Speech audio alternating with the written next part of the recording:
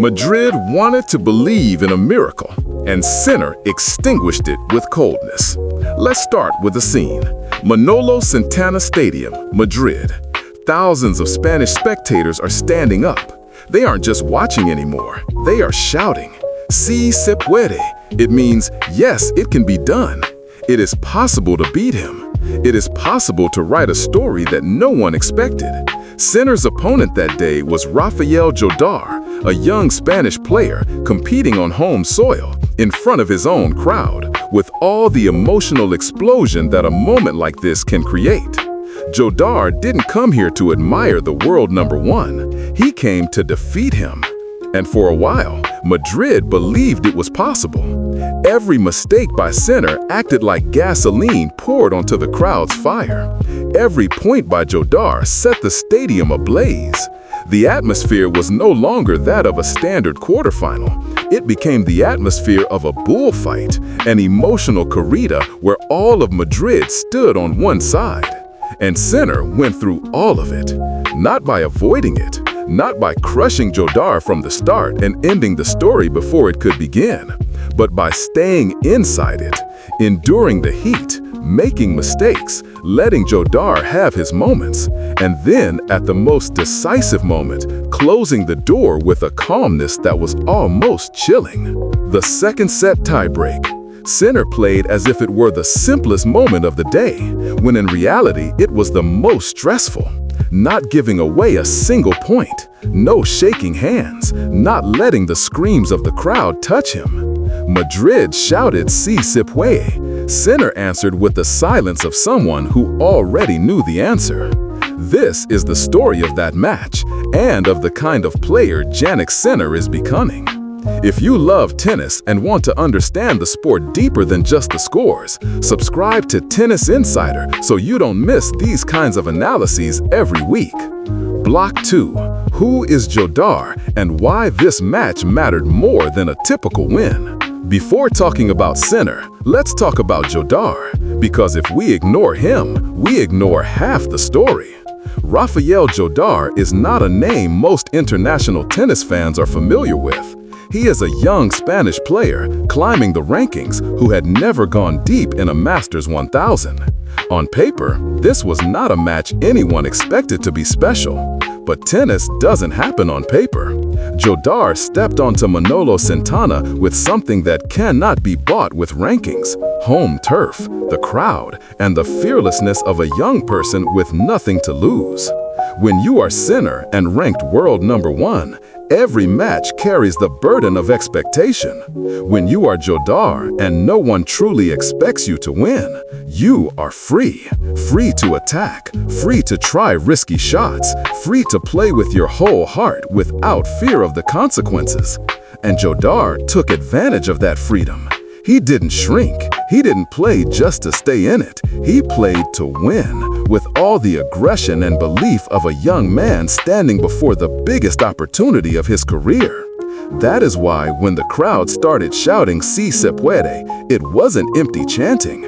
Madrid truly saw something, a young player giving them a reason to believe.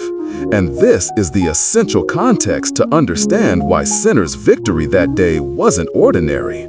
He didn't beat a weak opponent on a peaceful day. He defeated a young opponent being fueled by an entire stadium.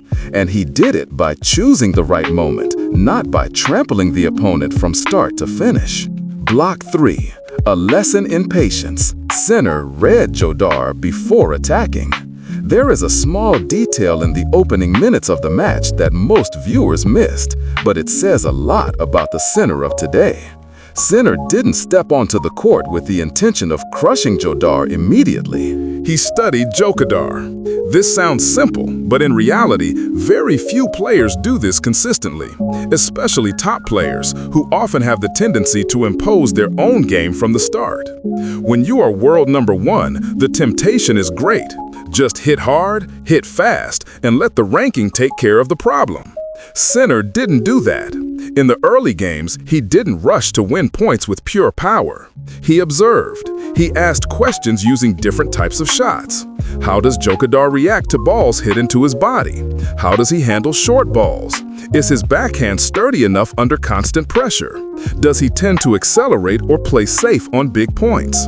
This is the kind of mindset coaches spend years teaching, but only truly exceptional players apply it naturally in a real match, under real pressure, when every point carries weight.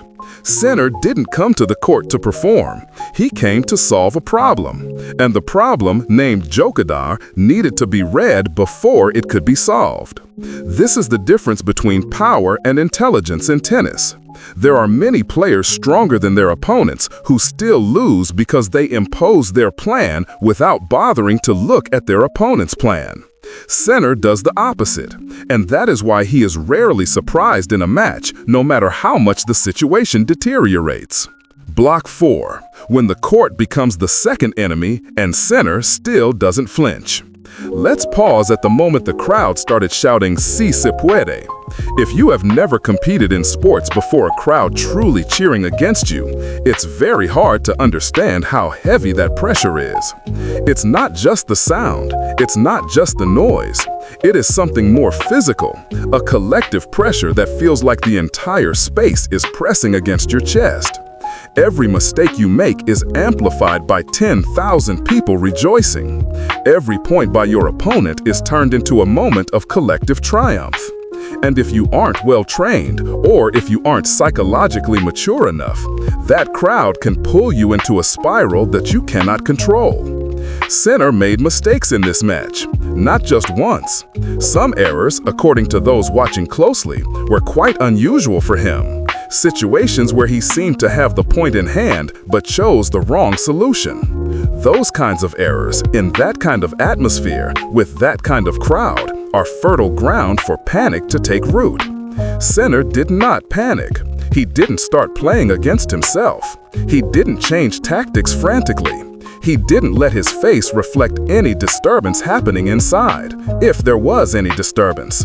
He kept thinking, kept asking questions, kept building the plan for the next point. This is the highest level of psychological skill in tennis, the ability to separate the result of the previous point from the preparation for the next. Most players know this theoretically. Very few do it consistently under real pressure. Block 5. Variation, the secret weapon Sinner is developing. There was a notable observation from those following this match closely.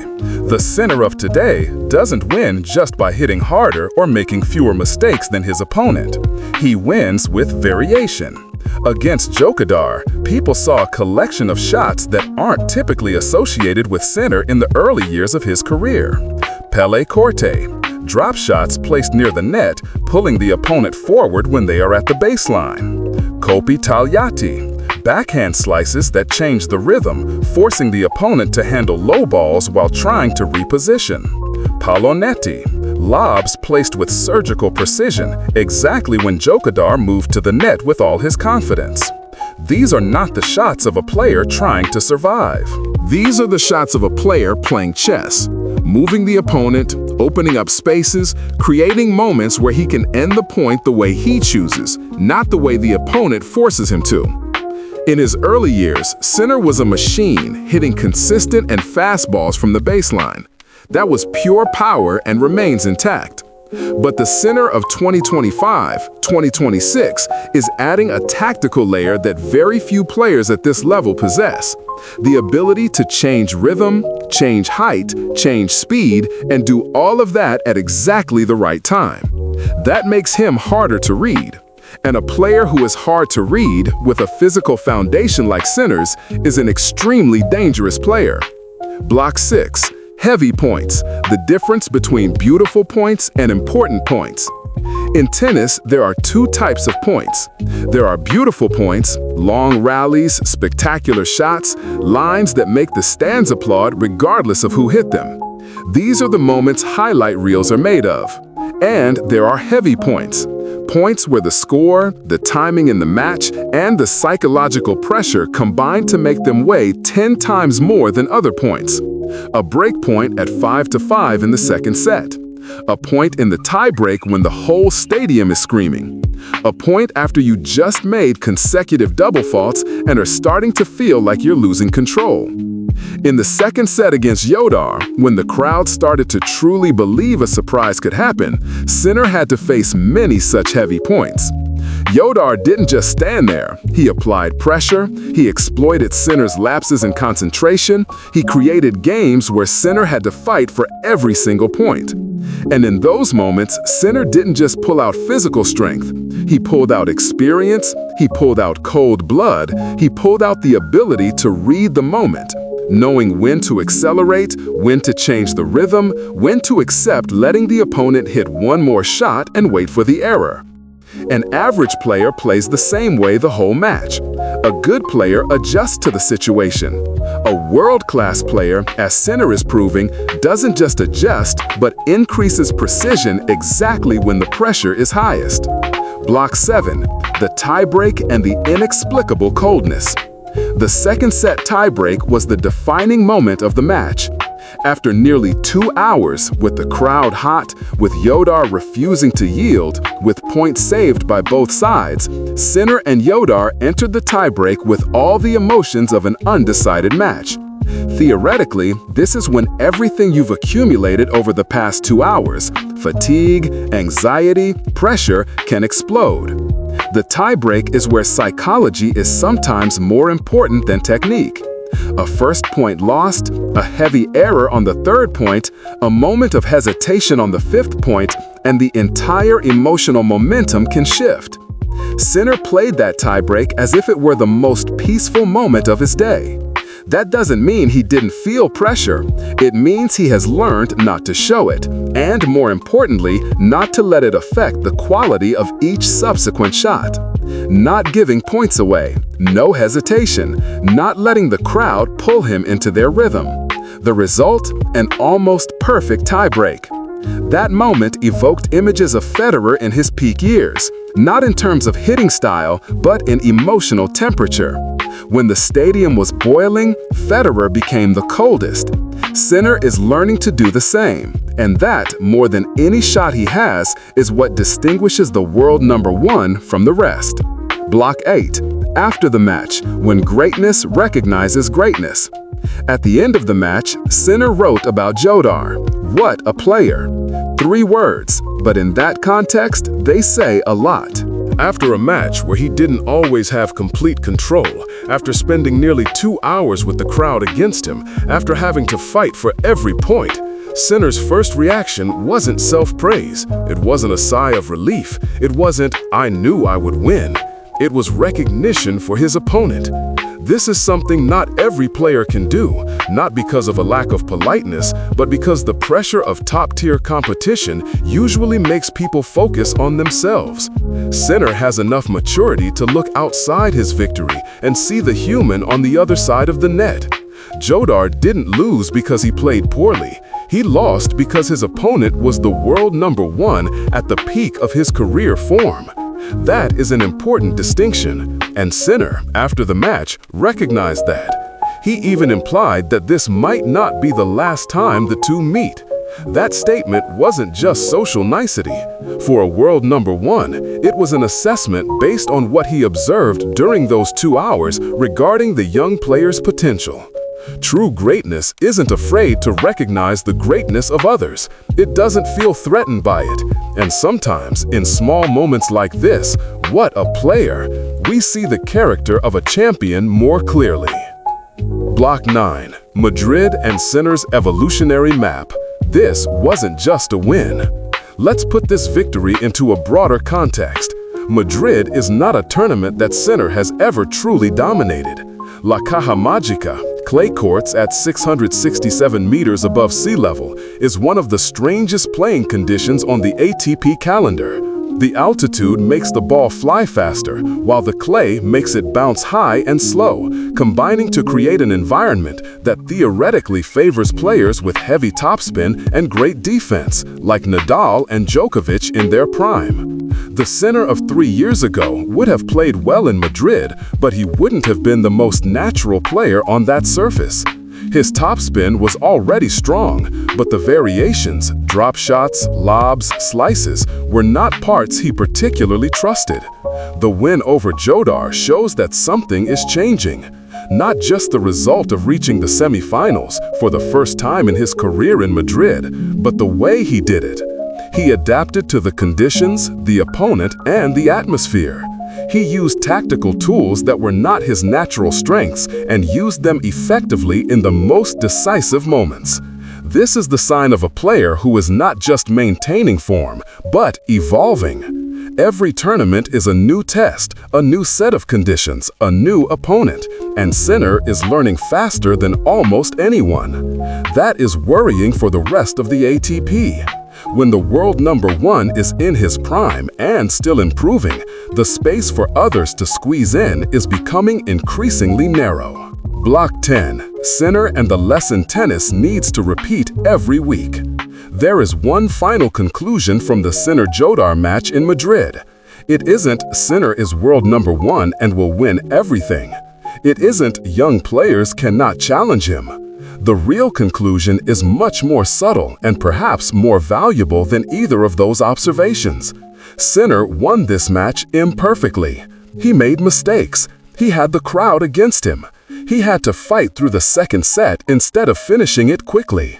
And those things, in a paradoxical way, make this victory tell a better story than a 6-2, 6-1 blowout could ever tell. Because an easy victory only shows you the power of the winner. A difficult victory shows you their character. Sinner, under pressure, does not stiffen up. He is flexible, not just tactically, but emotionally. He accepts imperfection, accepts opposition, accepts moments where things don't go according to plan, and then finds his way back. That is the quality of a true champion. Not someone who never wavers, but someone who knows how to stand firm again after they have wavered.